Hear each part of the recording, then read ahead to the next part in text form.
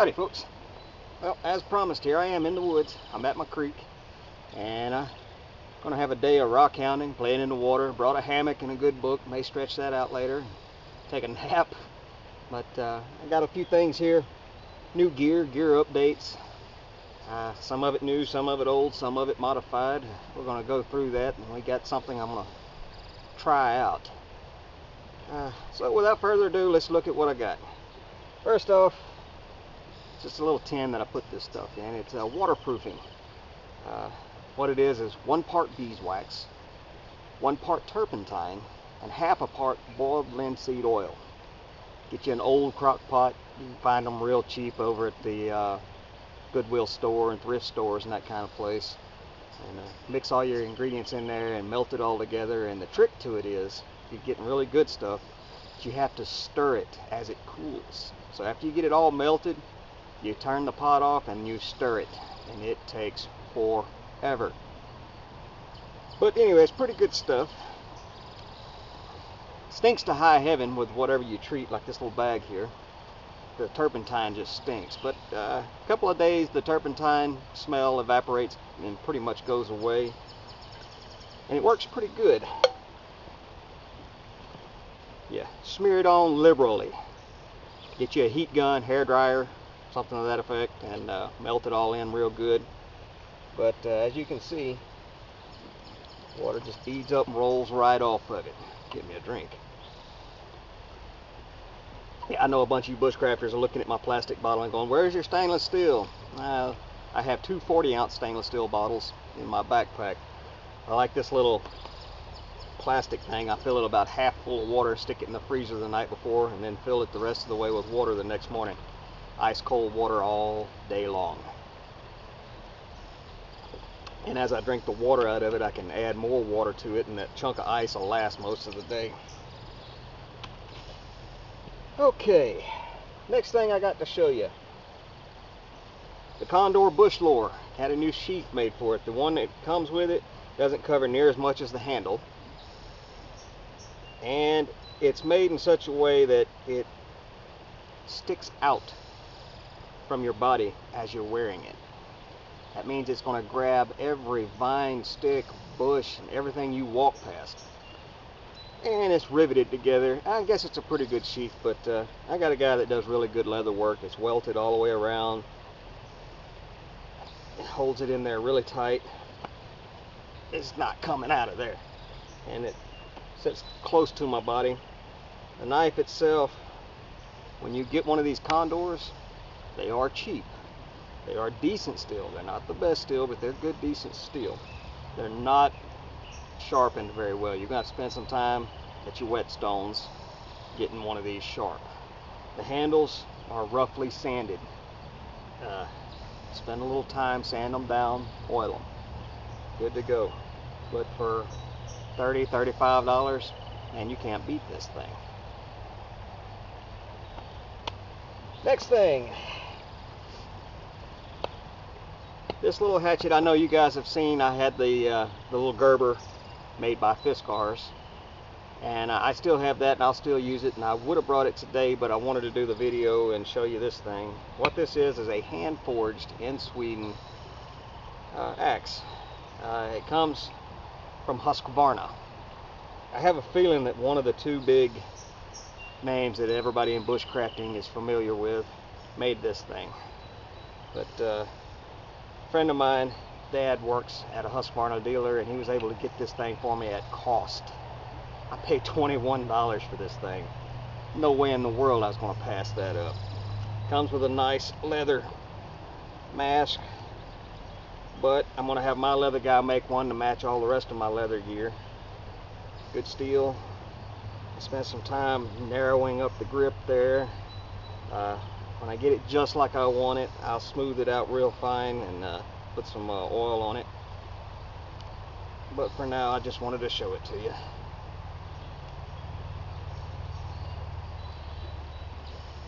Alright, next on the list. At the creek today, there's an extensive gravel bar system in this area.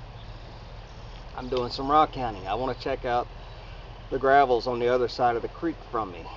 Actually, I'm at a fork where two creeks come together, and there's just a massive gravel bar system there, and it is loaded with agates and jaspers.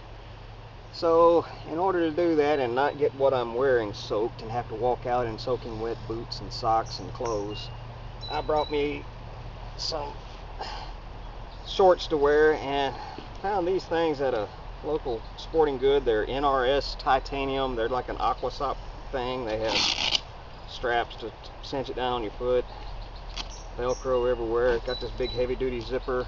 Man, I love these things. You're out, know you're going to be wading around in water, you get you a set of these. I think I paid $29 for these, and they've been used. And you want to talk about something handy? When I do get out of the water, I'm going to have some soaking wet aqua sock boot type things, and I'm going to have some soaking wet swimming trunks. They still got to be packed out. Wrap everything up in a little grocery bag. It'll help keep your pack dry. And the last thing we're going to do today is a little experiment. In my pockets every single day, whether I'm at work, in the woods, kicking around the house, I have these items in my pocket. Yes, 2 of them. Case Sodbuster Juniors with chrome vanadium blades. These are not what I'm showing you today. I have fire steel lanyard with the little scraper on it. Yeah, I know everybody likes to use the back of their knife. They say these things get lost. Haven't lost one yet. If I do use it, I carry 3 knives with me at all times. One of them will work to scrape some sparks off this thing. We're going to need that.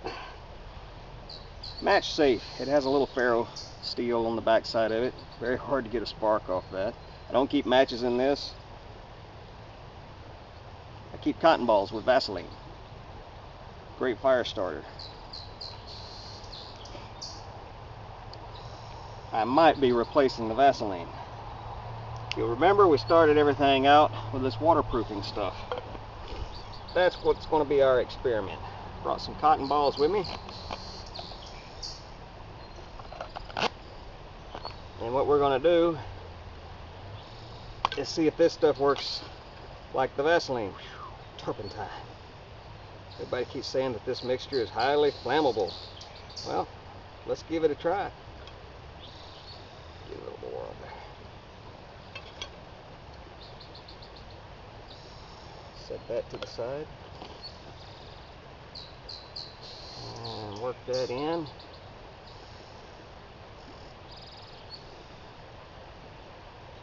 See just how flammable this stuff is. Alright. Spread it open, break it up a little bit. Ah, great, now we got that stuff on our hands. Sorry, I'm going to put it on our... I even took a little canvas bag and treated it with that stuff. And I put my fire kit in there.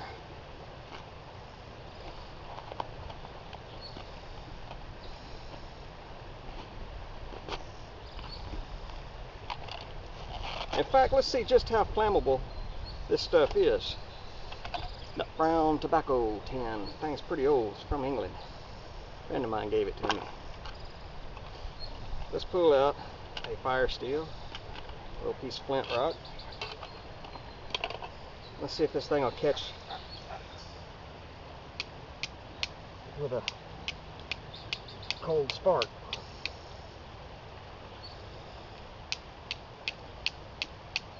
Alright, I'm hitting some pretty good sparks on there and it's not catching. I'm sure if I did it enough, maybe I could get one going. Let's try it this way. Missed one spark. This thing does a pretty good job. Ooh, black smoke. Huh.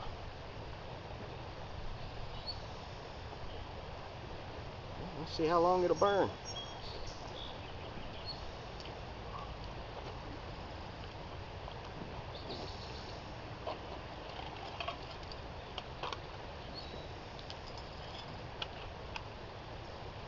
for those of you interested.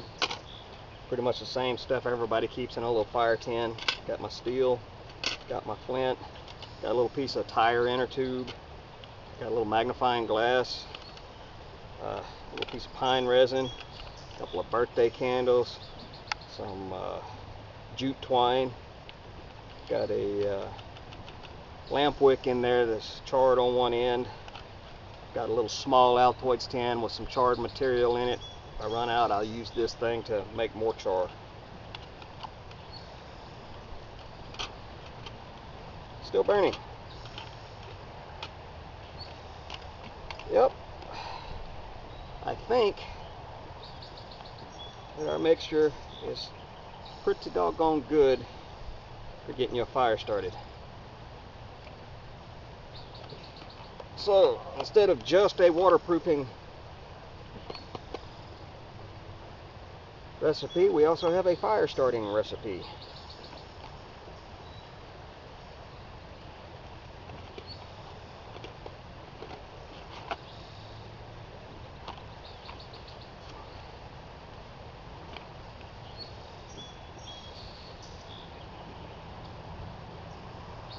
Alright folks, I may make another one of these videos today, maybe after I set up camp. I'll find some good stuff. Found some on the way in here. Some agate. A couple of nice flat tabby pieces of jasper. Be good for flint knapping. But thanks for watching, and get out in the woods and enjoy yourself. Be safe, and hopefully I'll see you in the woods.